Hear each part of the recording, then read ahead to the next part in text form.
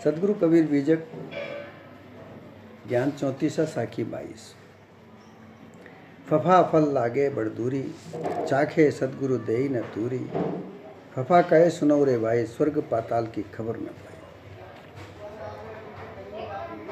फफा फल अर्थात अर्थ धर्म काम मोक्ष 4 प्रकार के फल इस संसार में प्राप्ति करना हर मनुष्य का कर्तव्य होता है।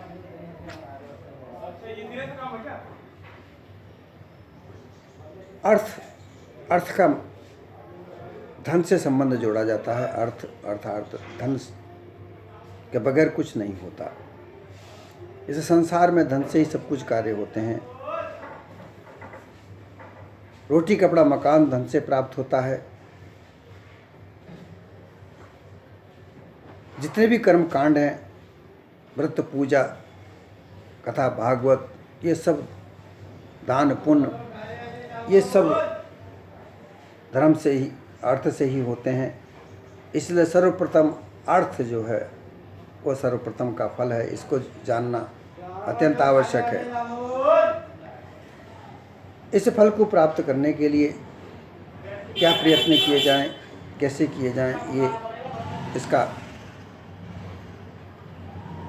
क्या अर्थ है ये समझा जाए। धर्म कैसा धर्म है, क्या धर्म है। धर्म के नाम से कोई ईसाई बनता है, कोई मुसलमान बनता है, कोई यहूदी बनता है, कोई हिंदू बनता है। उस धर्म के अनुसार उनका आचरण व्यवहार बनता है। काम, संसार के जितने भी काम हैं, धन कमाने के, उस धन को प्राप्त करने के तरीके, फिर रोटी मकान, रोटी बनाना, संसार में सामाजिक व्यवहार बनाना, ये काम है। और अंत में मोक्ष की प्राप्ति के लिए क्या प्रयास किए जाए, ये इस तरीके से अर्थ धर्म और काम मोक्ष, ये 4 फल हैं। परंतु ये फल प्राप्त करने के लिए बड़े बड़े प्रयास किए जाते हैं और इनकी जो मान्यताएं बना रखी हैं, उस मान्यता के अनुसार वो फल प्राप्त करने के जो तरीके बताए गए हैं, उसके लिए जो गुरुआ प्रपंच लोग जो हैं वो कहते हैं, जो प्रपंची लोग हैं वो बताते हैं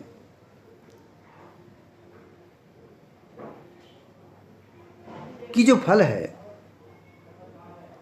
ये फल ब्रह्म लोक में मिलते हैं, विष्णु लोक में मिलते हैं, शिवलोक में मिलते हैं, स्वर्ग लोक में मिलते हैं। ये फल अत्यंत सुरस मीठे हैं और जब ईश्वर प्राप्त होते हैं, तभी ईश्वर प्रसन्न हो जाए, तब ये फल की प्राप्ति होती है। नहीं तो शिवलोक में अर्थ फल, ब्रह्मलोक में धर्म फल, स्वर्गलोक में काम फल और विष्णु लोक में मोक्ष फल रहता है। ये वहीं प्राप्त होते हैं, वहीं पहुंचने पर प्राप्त होते हैं। और इनको प्राप्त करने के लिए जो फल प्राप्त करते हैं,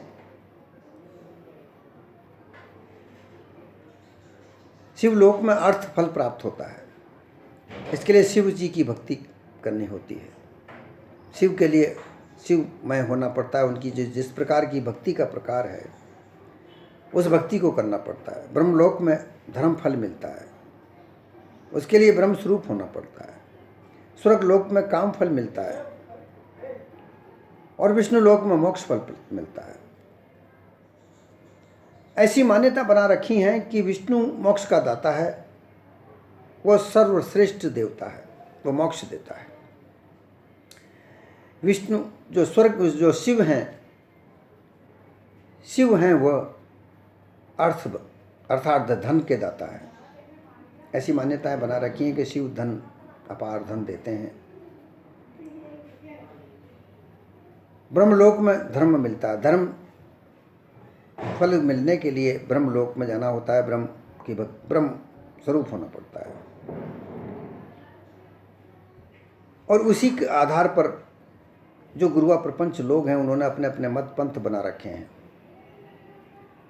और उन अर्थ धर्म काम मोक्ष फल को प्राप्त करने के लिए विभिन्न प्रकार के मत पंथों का निर्माण किया है।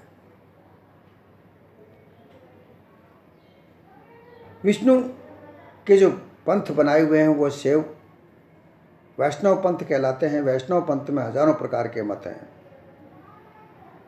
शिव को प्राप्त करने के लिए शैव पंथ है। इसमें शैव में नवनाथ, बारानाथ, सन्यासी इत्यादि हैं।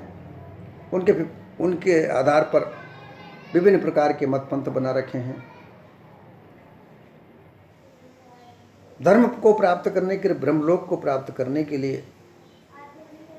परम परमात्मा को प्राप्त किया जाता है और उसको ब्रह्म ज्ञान के द्वारा पाया जाता है।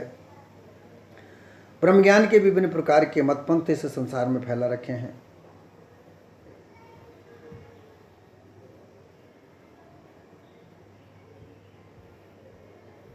जो शिव आराधना है वो सब साधनाओं के मार्ग हैं।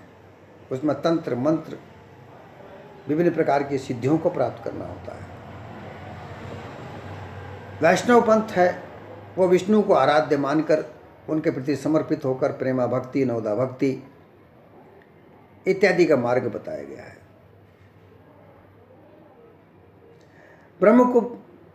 ब्रह्मलोक प्राप्त करने के लिए ब्रह्ममय होना पड़ता है, ब्रह्म ज्ञान की जानकारी होनी पड़ती है।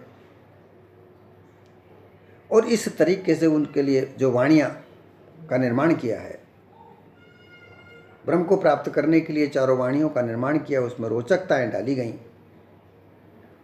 और ज्ञान के साथ भूमिकाएं का निर्माण किया गया। फिर उनमें विभिन्न प्रकार के अनेक प्रकार के उसमें प्रपंच जोड़े गए। इस तरीके से ये गुरुआ प्रपंचियों का बनाए हुए मार्ग, अर्थ धर्म काम मोक्ष को प्राप्त करने के जो मार्ग हैं, ये सब काल्पनिक रूप से बनाए गए हैं। शैव भक्त, वैष्णव भक्त और ब्रह्मज्ञानी लोग जब इस देह छोड़कर जाते हैं तो उनका कोई इसी प्रकार का पता नहीं होता कि उनको ये फल प्राप्त हुए या नहीं हुए।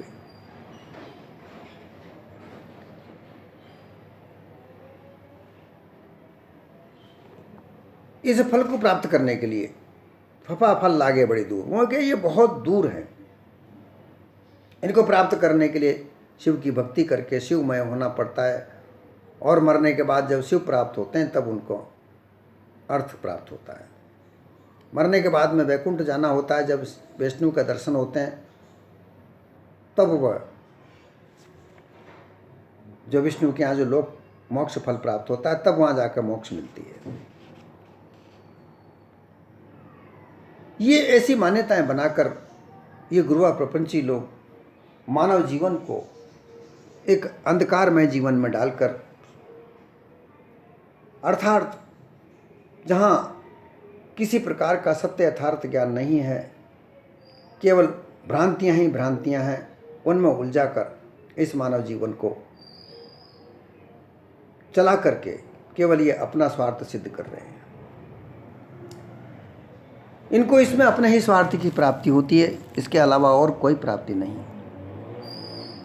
स्वार्थी क्यों है कि वहाँ इन्होंने जो जिस प्रकार से शैव और वैष्णव के विभिन्न प्रकार के मठ मंदिर बना रखे हैं, वहाँ पर धन का चढ़ावा चढ़ाया जाता है और वो धन वहाँ के मठों के मंदिरों के पुजारी लोग, सेवक लोगों को वो धन प्राप्त होता है। मोक्ष नाम की कोई चीज़ वो तो कह दिया, वो इनसे कह दिया जाता है कि भाई तुमको मृत्यु तो होगी, ये देह छूटेगी तब तुम शिव को प्राप्त होगे, विष्णु को प्राप्त होगे, ब्रह्मलोक को प्राप्त होगे, तब तुम्हें ये मोक्ष, ये जो फल है जो बताए गए हैं, ये फलों की प्राप्ति होगी। अब इसके ऊपर विचार करके देखो, मानव जीवन तो दुखी है। मानव जीवन में विभिन्न प्रकार की विषमताएं हैं, ऊंच नीच का भेदभाव, दुख सुख सब इस मानव जीवन में जीते जी ही है। विभिन्न प्रकार के बंधन मानव में जीते जी है, जीवन में है। इनसे तो मुक्ति इनसे छुटकारा जीते जी होना चाहिए। परंतु ये यहाँ कह रहे हैं कि मरने के बाद तुम्हें शिवलोक मिलेगा, ब्रह्मलोक मिलेगा, विष्णुलोक मिलेगा। पूरा जीवन तो दुख सुख में बीत रहे हैं, अभाव में जो जी रहे हैं, संकटों में जी रहे हैं। मरने के बाद सुख मिलना ये किसने कहा? इसका कोई ऐसा प्रमाण नहीं है। इसी जगह पर सदगुरु कबीर का जो सिद्धांत है वो उत्पन्न होता है। वो कहते हैं कि हे मानव, इस काल्पनिकता में क्यों उलझते हो? यथार्थ ज्ञान तो यह कहता है कि मानव जीवन में मुक्त होनी चाहिए तो वो जीवती होनी चाहिए। साहब ने कहा, संतो जीवत ही कर आशा, मुए मुक्त कहे गुरु स्वार्था, झूठा दे विश्वासा।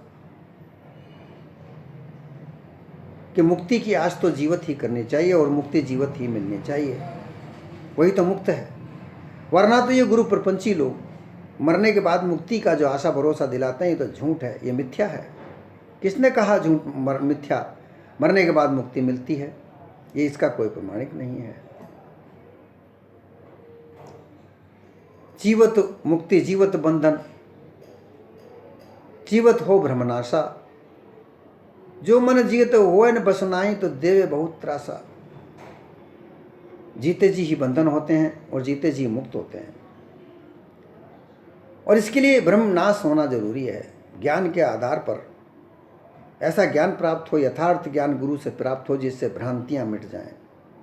सत्य यथार्थ ज्ञान प्राप्त हो तो ये सब भ्रांतियां मिट जाती हैं, और जो बंधन है वो जीते जी खत्म हो जाते हैं, समाप्त हो जाते हैं।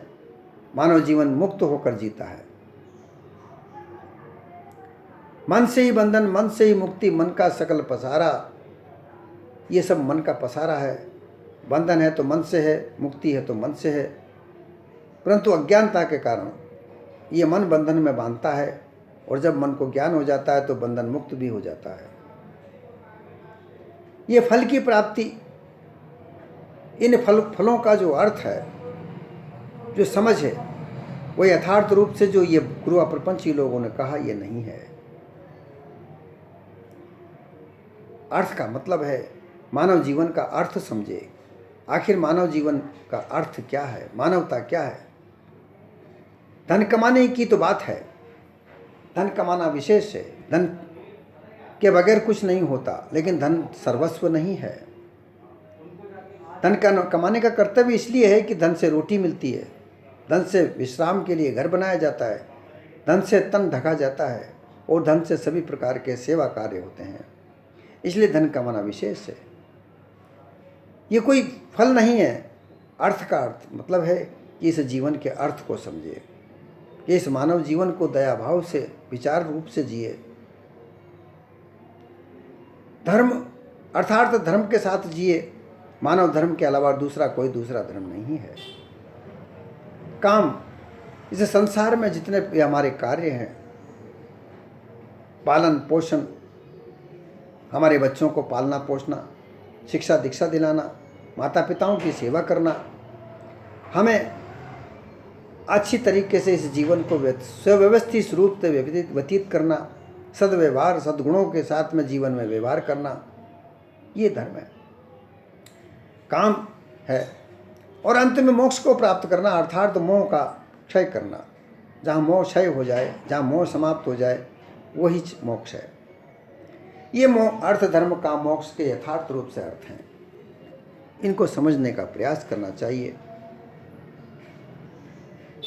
और इसके लिए मानव जीवन को जीने के लिए शिक्षा ग्रहण करें। मानव जीवन में सफलता लाने के लिए धन की आवश्यकता है, और इसके लिए शिक्षा विशेष है। शिक्षा को ग्रहण करें, उस शिक्षा के आधार पर विभिन्न प्रकार के रोजगार प्राप्त करें, नौकरी प्राप्त करें, व्यवसाय प्राप्त करें, खेती बाड़ी का कार्य करें। जब तक शिक्षा नहीं है, तब तक किसी भी प्रकार का कोई कार्य नहीं कर सकता। 64 कलाओं का नाम बताया गया है। संसार में विभिन्न प्रकार की कलाएं हैं, वो शिक्षा से ग्रहण करने के बाद प्राप्त होती हैं। कोई कपड़े सीता है, कोई श्रृंगार करता है, कोई पाक कला सीख कर भोजन बनाता है। इस प्रकार के विभिन्न प्रकार की कला, संगीत कला, घुड़सवारी शिक्षा, रसायन विद्या, शास्त्र विद्या, शस्त्र विद्या, ये विद्याएं जो कहीं कहीं हैं, इन विद्याओं के आधार पर धन कमाया जाता है। तो मानव जीवन में सरलता से शिक्षा ग्रहण करके किसी न किसी प्रकार की कोई कला को सीख कर उस कला के आधार पर धन कमाया जाना चाहिए। यही इसका अर्थ है। यही अर्थ रूप नाम का जो फल मिलना है वो अर्थ है। धर्म मानवता से जिए, मानव मात्र को दया भाव से देखे। मुसलमान, हिंदू, ईसाई, यहूदी, इन धर्मों में बंटकर मानवता को त्याग कर दुष्कर्म करना यह धर्म नहीं है।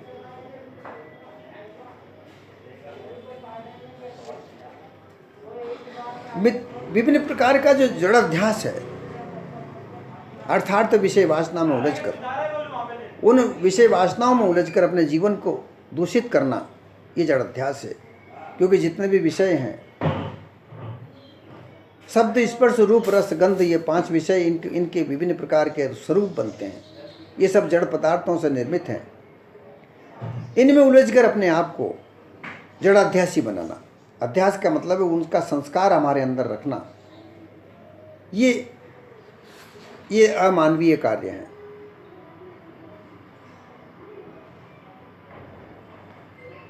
स्वर्ग और पाताल का जो बात बताई जाती है, स्वर्ग पाताल की खबर ना पाई।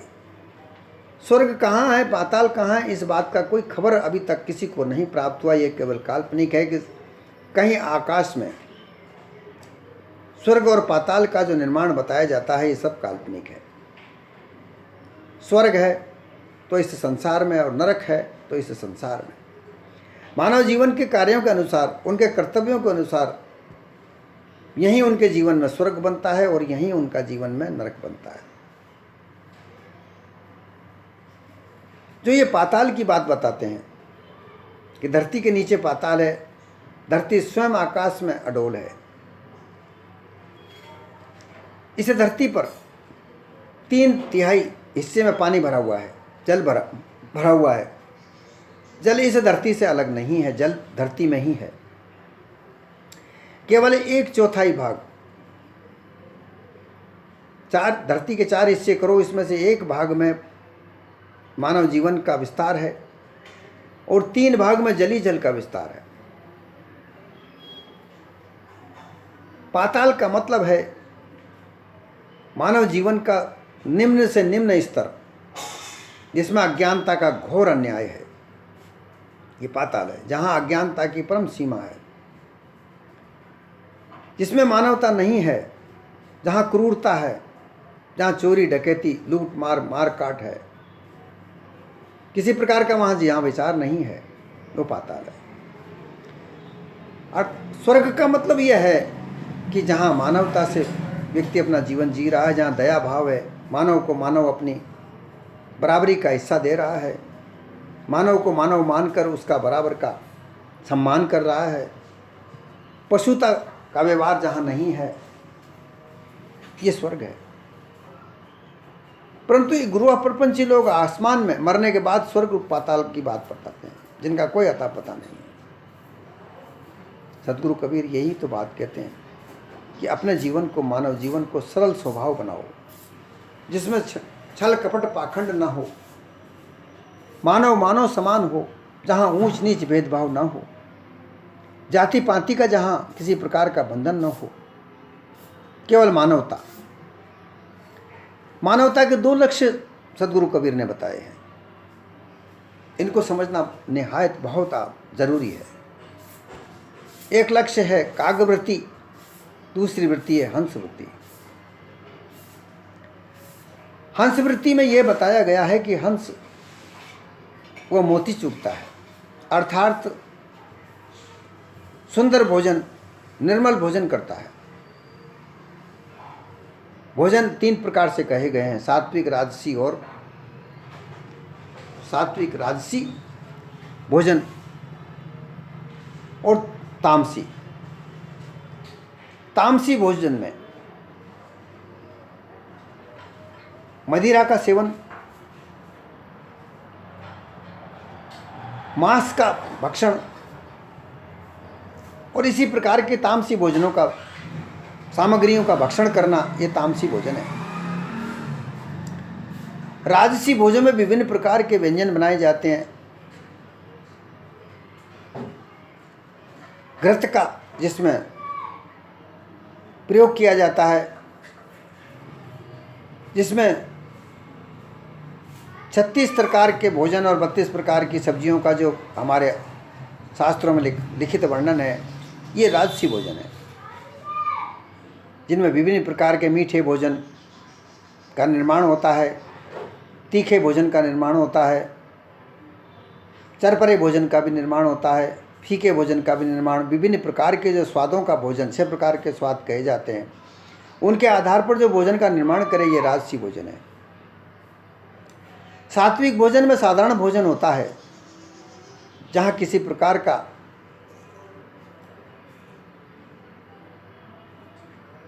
उसमें विभिन्न प्रकार की कुछ लाग लपेट नहीं लगाई जाती है। साधारण भोजन, दाल रोटी खाना, जिसमें बिल्कुल साधारणता होती है,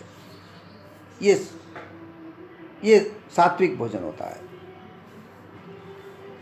इन भोजनों से प्राप्त करके जिस प्रकार से तामसी भोजन का चलन अधिक सीमा पर है, कहा है जैसा खाओगे अन्न वैसा होगा मन।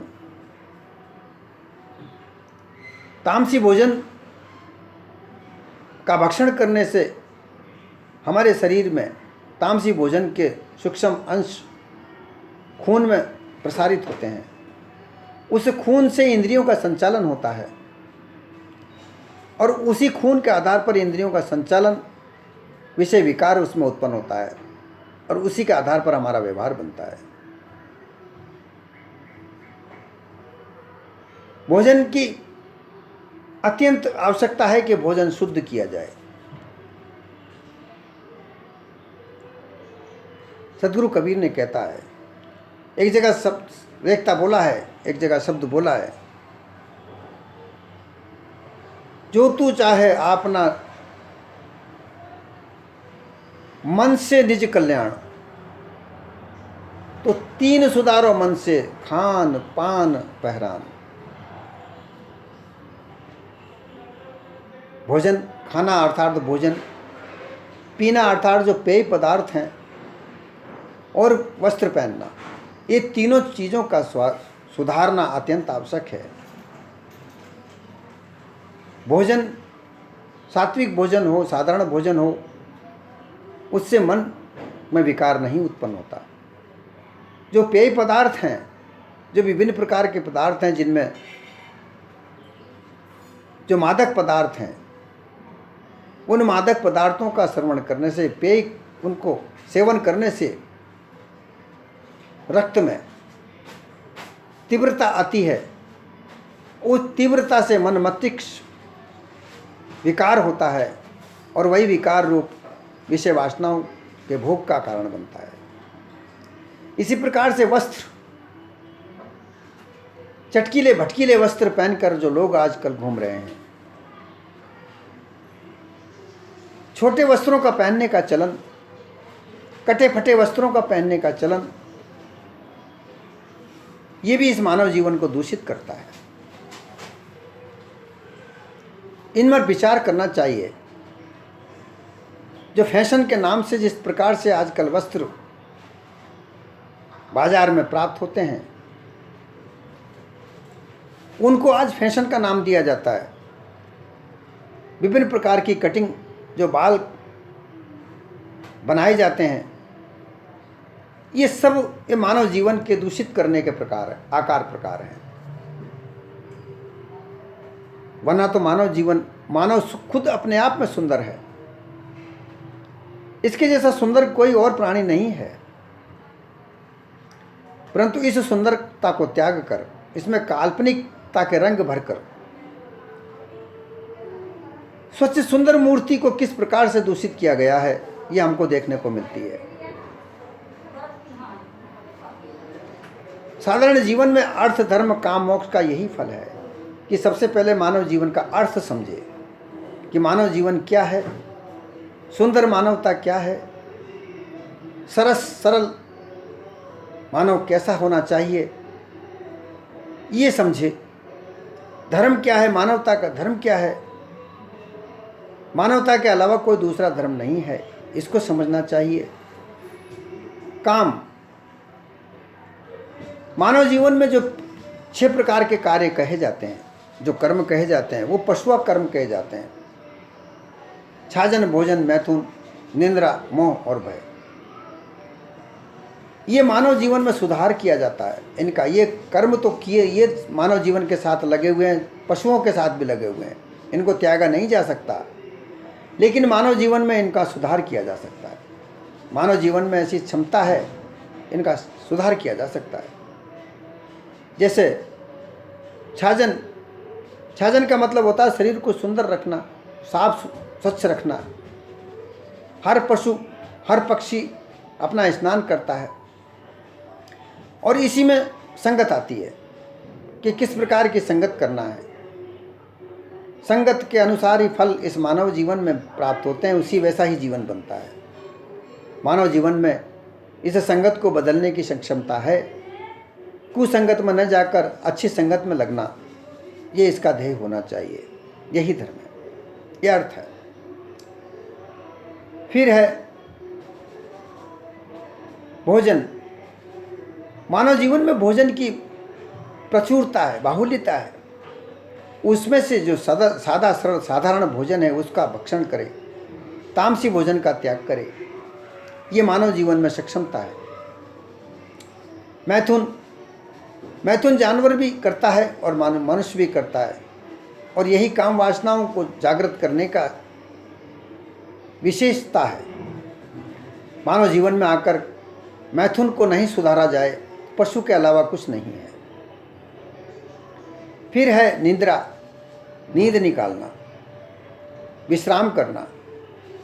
पशु पक्षियों के लिए निद्रा करने का, विश्राम करने का कोई स्थान नहीं, परंतु मानव के लिए महल दुमेले झोपड़ी उसके आधार पर जैसा उसका सक्षमता है वैसी उसने बना रखी है।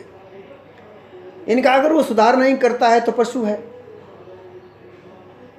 फिर मोह के बगैर संसार का निर्माण नहीं, पर मोह का सुधार करना पड़ता है। इसको सुधार करने की, इसको त्याग करने की मानवता में सक्षमता है। अगर मोह न त्यागे तो किसी प्रकार की मुक्ति नहीं है। फिर भय, पशु पक्षी से लेकर चारों खानियों के जो जीव हैं वो किसी न किसी अनायास भय से भयभीत हैं, परंतु मानव जीवन में आकर उस भय का निवारण करे। अगर भय करे तो अनीति से करे, चोरी से करे, व्यभिचार से करे, कुकर्म से करे। सत्य वक्ता होने से कोई भय नहीं करना चाहिए, सत्य पथ पर चलने से भय नहीं करना चाहिए। ये मानव जीवन का लक्ष्य है, और यही काम मानव जीवन में काम कौन सा है, यही है विषय वासना के काम को जागृत करके उसमें उलझना मानवता नहीं है। और अंत में मोक्ष प्राप्त करने का फल, मोक्ष प्राप्त को कहने के लिए तो कहते थे कि मरने के बाद मोक्ष मिलती है, जीवन तो कभी मोक्ष हो ही नहीं सकती, ऐसी मान्यता बनाई गई है। परंतु मोक्ष तो जीते जी ही मिलती है, तभी तो काम आएगी जीवन में, नहीं तो मरने के बाद में किसने देखा कि मोक्ष मिली भी कि नहीं मिली। इसलिए मानव जीवन को सफल बनाने के लिए शिक्षा दीक्षा से ग्रहण करके मानव को मानवता से निर्मित करे, और उस मानव जीवन को सफल बनाने के लिए सत्संग का अनुसरण करे, संतों का अनुसरण करे, उनके वचनों को सुने, तब ये फल जो है, इन चारों फलों की प्राप्ति हो सकती है। और जब चारों फल प्राप्त हो जाएं तो मानव जीवन का सफलता का, उचितता का सरोकार है। अन्यथा मानव जीवन व्यर्थ में जाता है। ये जो अमूल्य जीवन है, ये मानव जीवन का अमूल्य जीवन है, ये व्यर्थ में बिना सत्संग, बिना संतों की सत्संग के चला जाएगा। फिर दोबारा मिलेगा या नहीं मिलेगा इसका कोई अता पता नहीं है।